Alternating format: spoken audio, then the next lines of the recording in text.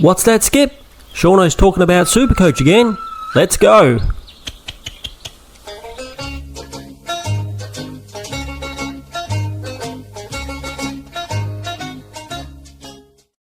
G'day everybody, it's Shauno again, and I'm back for some more Supercoach content.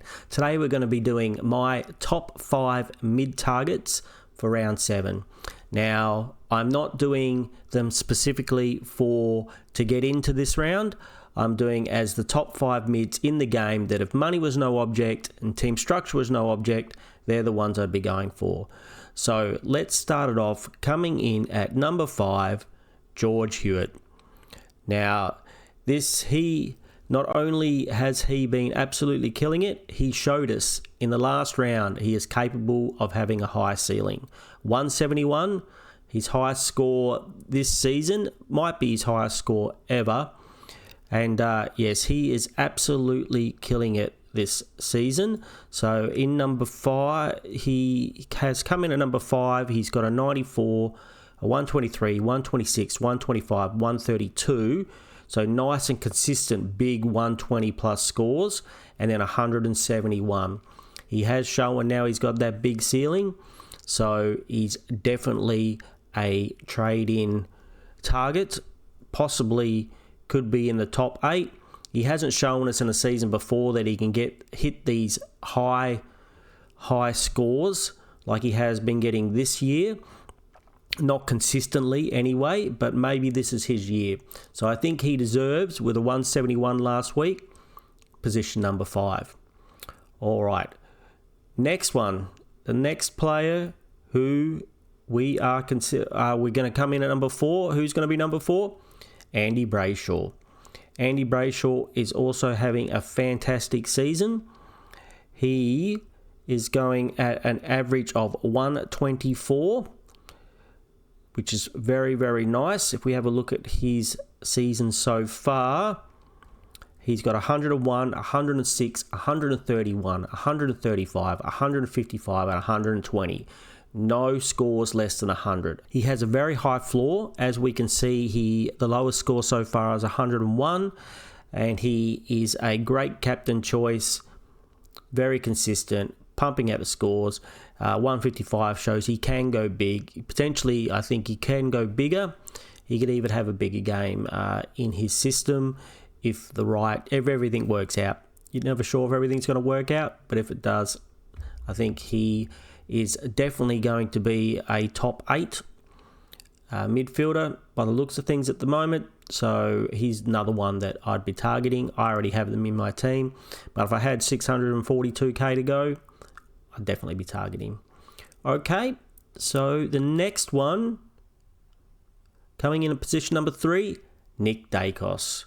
Now, if you were like me, you got him into your team this week, and Nick Daicos delivered us 172 score.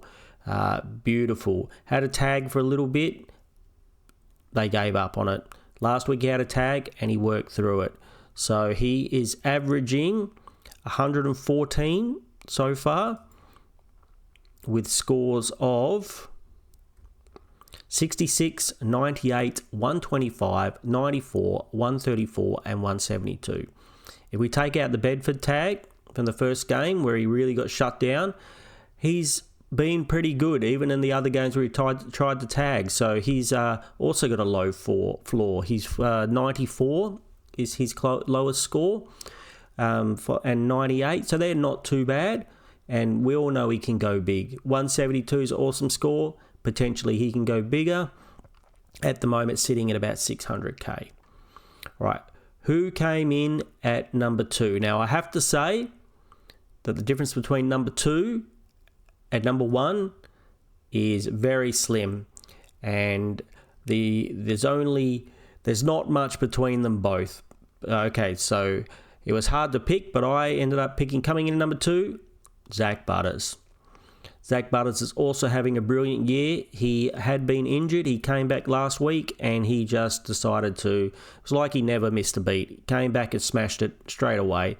Round 6 score, 164, average 135. So that is just amazing. showed he's got a high ceiling again this week. So he came back in round 4, 107, 135, 164. Well, if he stayed on that trend, he'd be getting 200 this week. So Zack Butters, he's at 658k, and he is definitely going to be a top 8 midfielder, and I think he is someone that we all going to want in our teams at the end of the season. Now, the number one man who you want in your team from the midfield is going to be the Bont. What a legend. Comes back, first week back this week after injury, and just goes and smashes 159. Didn't need a warm-up. It's like he never left the game. Beautiful score. So that's his only score for the season. Comes out, not a bad score, 159. So by the end of the season, I think we're all going to want Marcus Bontempelli in your team. He's a 681k now. So yes, very expensive, but you know, if you could afford 681k and you didn't have to destroy your team and your structures to do it, I'd completely understand if you got him in.